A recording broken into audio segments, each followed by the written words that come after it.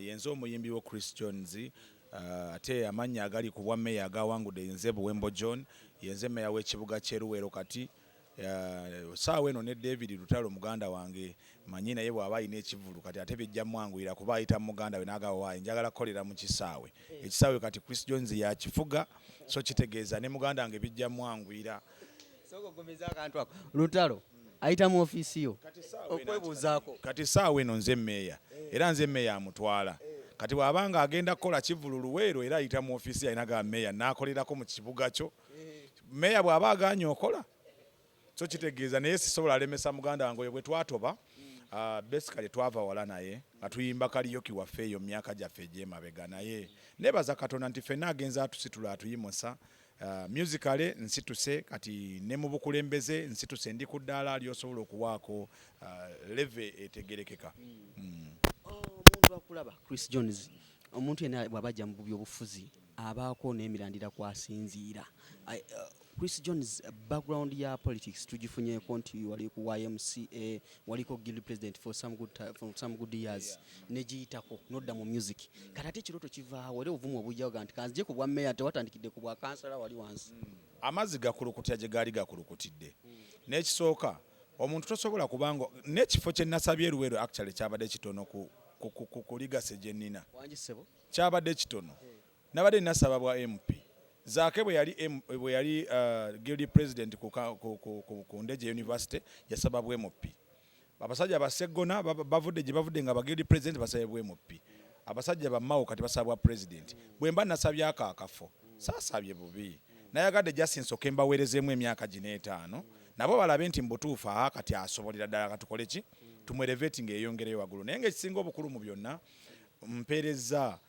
mu companies ez'enjawulo empeereza yange ebadde nnungi London Accessories Uganda Limited mbadde chief accountant mpeereza KPSS nga accountant mpeereza Wanyana Sematimba Foundation Super FM chairperson w'ekibiine wa Pastor Peter Sematimba n'awalala wangi w'empise nze ng'omuntu ndaze omukululo nti nze nganze neekozeemu omulimu ne neekulaakulanya nze ne muto wange tukoze amalwaliro 6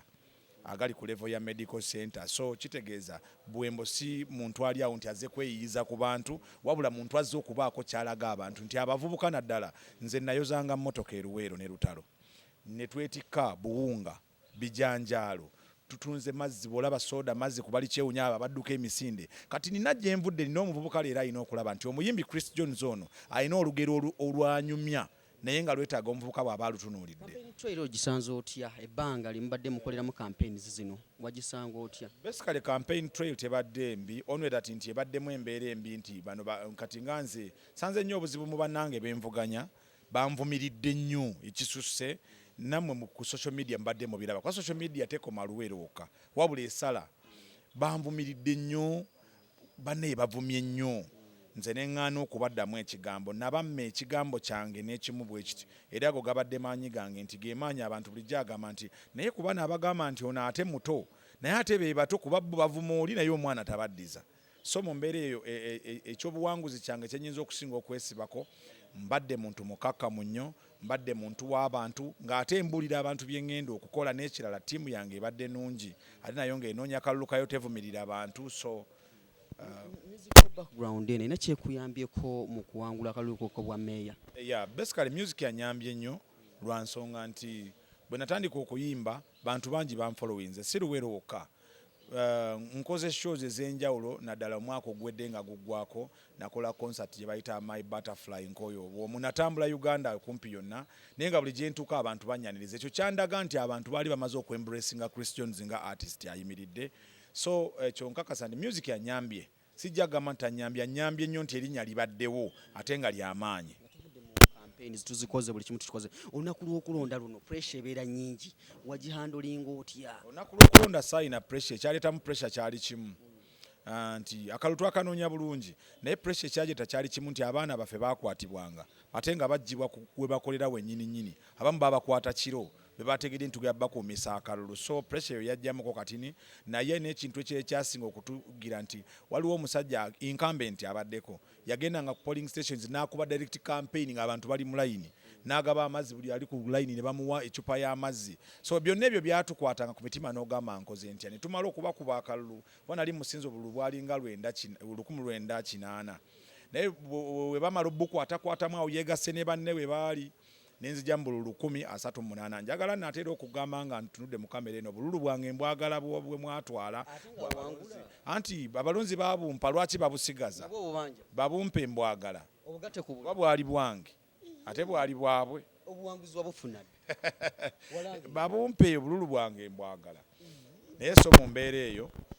bwetyo bwe tuli nze njagala kusuubiza mu Luwero nti tugenda kolera abantu tetuze mu bintu bya kucamuka ebiseera ebisinga omuntu yenna bw'aba nga ali mu bizinesi yonna katugambe ne bwanga olina ebbaala n'ogivaamu n'ofuna pulaani B omuntu yandirowoozezza nti Chris Jones musically ebiseera ebisinga ga nti ayinza okuba aganyeemuko ne yeesibamuko n'agamba pulaani B njiraba mu bwammeeya gye mba nzirukira tusooka olambulira ensonga nze music yabadde tagaanangako nyimbye guno omwaka gwennyini oguwedde gwe tuvuddemu naleese award High People Music Award olimba balitankoyo obwomu kati omuyimbi ali ku lyali libeera nti n'awadi eziriwo ezigabibwa asolooza afuna oyo omuyimbi aba ayimiridde golooza abayimbi tuli bameka mu Uganda bameka abaafuna awadi mwaka oguwedde then I was appreciated abalonda baba bantu baffe bafani kati bafani baba balonda Chris Jones oluyimba lwange nkoyo obwomu ne lutwala awadi kitegeeza mu music mbadde nyimiridde ate nnyo ntandise okubeera nti ŋŋendera ddala ku level ate eri esinga waki waggulu so yensonga lwaki nagambye nti music kasigalewo nga mukola ngera bwe mbadde mukola ne luli mbadde nkola ndi accountant asavinga era mbadde nkola nga bwe nnyimba banja bavudde ne beesimba kuli abayimbi banamawulire abamu tebayiseemu tebafunye mukisa kukola ki kuyitamu naye ene consolation message yinza obaweza oba okwegumya basically nja kubagamba nti guno gulinga mupiira ne bwe naali badde nze nga siyiseemu mbadde nina okudda ku mirimu emirala nkole njagala okusaba muganda wange Dr. Jose Chameleon Dr. Bitone wakyaliwo olutalo olugenda wakati wa Jacob n'abalala buli atayiseemu kino Katonda bw'aba akitegese bw'atyo si yenkomerero oyo leero toyiseemu enkyo gya kuyitamu nesinga obukulu mu byonna ffe abaafunye obuwanguzi bwaffe ffenna I want to dedicate this win of victory to Dr. Jose Chameleon, to Dr. Bitone, my brother, temwayiseemu naye ffe abayiseemu tukakasa ntuli wamu nammwe njaga gidedicatinga n'asingira ddala Robert Kyagulanyi Ssentamu president waffe principal waffe actually he has been too much an inspiration to us more so the youth so ekyo kyo tukyebaza Katonda mugume tugasigala nga tutambula wamu tusigale nga tukola ebintu ebyenjawulo abantu batwetaga bintu bingi tusigaleyo mu community nga tubayamba kubanga ekyo kye kyatulangirwako ng'abayimbi tuli mu bantu nga sinakuva wano bw'otwogera ku Luwero abantu bamulira nga Mecca wa NRA ebiseera ebyo bwe tutunula nti ekiwamba abantu kyeyongedde mu bitundu byammwe naddala mu ggwanga okutwaliramu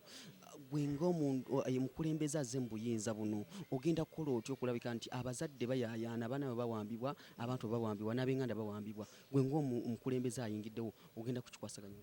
ensonga ey'okuwamba abaana ekyo kibadde nnyo mu kutya bano abasajja babadde balina fiya gye balina batya ekintu kye batalaba atunulira buwembo ng'alaba kyamutyamu takitegeera naye ng'ate ayina omutya so tulaba nti ekisinga obukulu kwe kuba ntugenda kukuŋŋaanya naddala abavubuka basinga twala abavubuka abamu babatwala mu poliisi abaagaana ogenda mu poliisi we abafuna ebizibu bwebityo twetaaga just kukuŋŋaanya abavubuka baffe tubasensitizinge ku batebe bayinza otwala obulamu bwabwe ekisooka babakwata kiro tebabakwata misana omuvubuka kati kikkakatako bw'olaba nti embeera eno bwetyo weeri ey'okuwamba abantu deeka budde nga bukyali bwe ziba ssaawa ng'olaba nti bujja odda eka ssaawa 2 tandika okudda ewaka ssaawa emu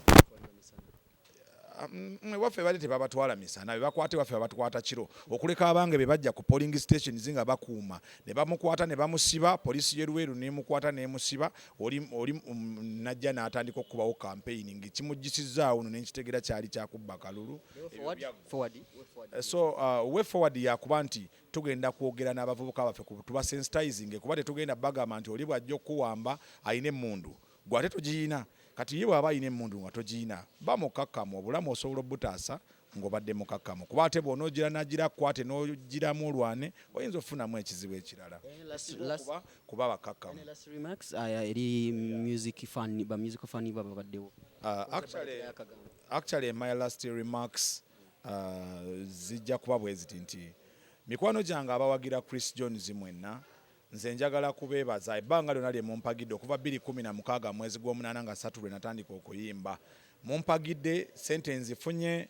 bingi byenkoze nga music yampadde sente n'embikola n'emigaziya bizinensi zange. Njagala kubeebaza nnyo, mwebale nnyo, mwebalire ddala. Really I do appreciate. Simanyi nabwe nyinza kubeebaza naye kye ngenda okusigala nga mbawa, ngenda sigala nga mbakolera music omulungi. Nabawadde akayimba akapya bakayita Chumvi, mukanyumirwe video eri out. Nakakoze ne muto wange Ed Rhymes, embracing is my brother, yanzirako, is a doctor, medical doctor, naye asobola okuba nti asobola talent ye okuyimba. Mwebale kutwagala. Awo ne muto wange omulaba mita King Davis gwe nakola naye akayimba Butterfly. Abaana bano mubaagale because they are really good, they are talented and we want to welcome them. Nga nze nange wendi leero nafunye Nubiani asobola okubaawo nti nze bwe mbanga nange nabye ngenzeemu ebya leadership. Eno music wange asigala nga waliwo abayimirira nga agenda nakuba nation egyessiri n'asobola okuba nga asobola obbasanyusa. So mwebale nnyo, mwebale. Njagala okwebaza TV zonna ezibaddewo olunaku olwaleero, radio stations ez'enjawulo ezibaddewo, media platforms ez'enjawulo ezibaddewo okulaba nti mutwala amawulire ga meeyo omupya w'ekibuga ky'e Luwero,